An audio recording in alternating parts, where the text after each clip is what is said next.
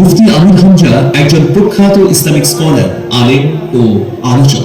তিনি সারা বাংলাদেশের বিভিন্ন অঞ্চলে ওয়াজ মাহফিলের মাধ্যমে ইসলাম প্রচার করেন। দেশের নানা স্থানে ইসলামিক বক্তব্য দিতে তার উপর বাধা এসেছে অথবা সরকার ও প্রশাসনের অনুমতির প্রয়োজন হয়েছে। তিনি ভারত, সৌদি আরব, যুক্তরাষ্ট্র, সিঙ্গাপুর সহ নানা দেশে দাওয়াতি কাজের জন্য আমন্ত্রিত হয়েছেন। 2021 সালে মিথ্যা অভিযোগে তাকে গ্রেফতার করা হয়। আমির হামজা 1992 সালের 28 অক্টোবর কুষ্টিয়া জেলার সদর উপজেলার পাটিকাবাড়ি ইউনিয়নের 2 নং ওয়ার্ড জাবিরা ভিটায় জন্মগ্রহণ করেন। তার পিতা মোহাম্মদ রিয়াজউদ্দিন, তিনি সাধারণ একজন কৃষক ছিলেন।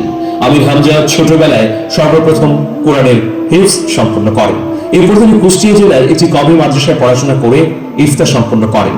এজন্য তাকে মুফতি উপাধি দেওয়া হয়। তবে তিনি কওমি মাদ্রাসার পাশাপাশি আলিয়া মাদ্রাসায় পড়াশোনা চালিয়ে যান। আলিয়া থেকে আলিম শ্রেণী সম্পন্ন করার পরে কুষ্টিয়া ইসলামী বিশ্ববিদ্যালয়ের ধর্মতত্ত্ব অনুষদের আল কুরআন ও ইসলামিক স্টাডিজ বিভাগে ভর্তি হন। এখান থেকেই স্নাতক ও স্নাতকোত্তর ডিগ্রি সম্পন্ন করেন মুফতি আমির হামজা।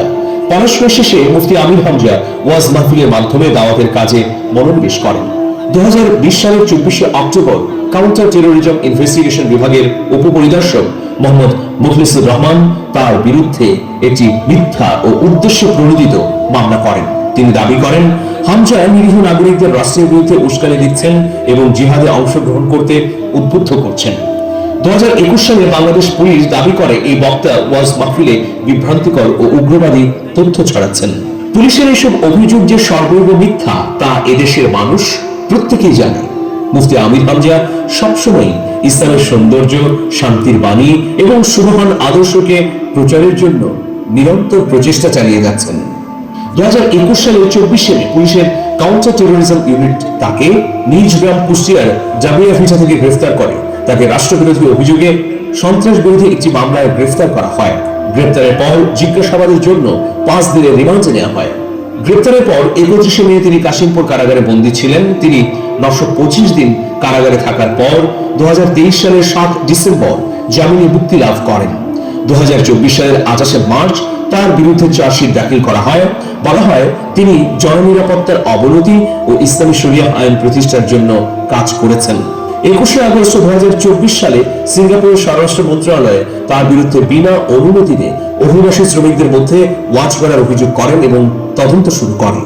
মন্ত্রণালয়ে আরো বলা হয় তিনি শ্রমিকদের মধ্যে চরমপন্থী শিক্ষার প্রসার করেছিলেন। মুফতি আমির হামজার বিরুদ্ধে এইসব অভিযোগ দেশে এবং বিদেশের মাটিতে এনেছে ফ্যাসিবাদী অপগোষ্ঠীর সমর্থকরাই। তারা চেয়েছে মুফতি আমির হামজার কণ্ঠকে রুদ্ধ করে দিতে।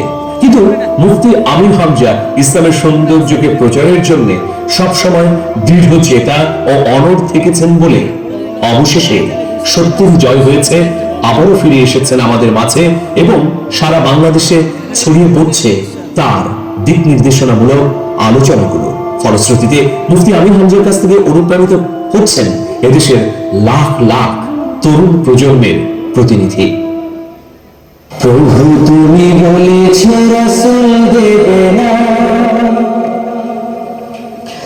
বলনি দেবে না মোরে, বলনি দেবে না হামজা তারি, খালিদ বিজয় সমর।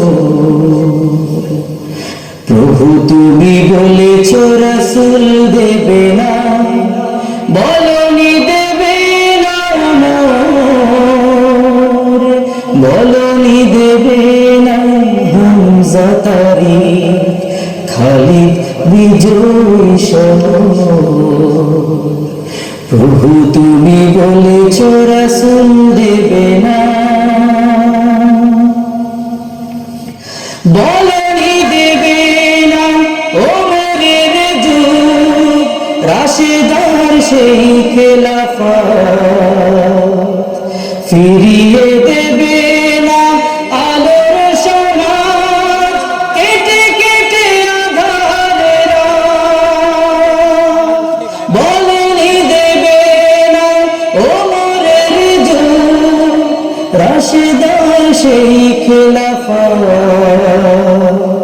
ফিরিয়ে দেবে না আলোর সমাজ, কেটে কেটে আঁধারের রাত। পৃথিবীতে আর তুমি প্রভু দেবে না খুলে সোনালি দোর, বলনি দেবে না হামজা তারিক খালিদ বিজয়ী সমর। প্রভু তুমি বলেছ রাসূল দেবে না। পৃথিবীর দিকে দিকে শুধু হাহাকার, লাঞ্ছিত মানবতা, মাজলুমানেরই আহাজারিতে বই বাতাসে বিষণ্ণতা। পৃথিবীর দিকে দিকে শুধু হাহাকার, লাঞ্ছিত মানবতা, মাজলুমানেরই আহাজারিতে বই বাতাসে বিষণ্ণতা। পুনরায় পাঠাও গো মোর আবার, কাটুক কাঁধার এই ঘোর, বলনি দেবে না হামজা তারিক খালিদ বিজয়ী সমর। প্রভু তুমি বলেছ রাসূল দেবে না, বলনি দেবে না নূর, বলনি দেবে না হামজা তারিক খালিদ বিজয়ী সমর। প্রভু তুমি বলেছ রাসূল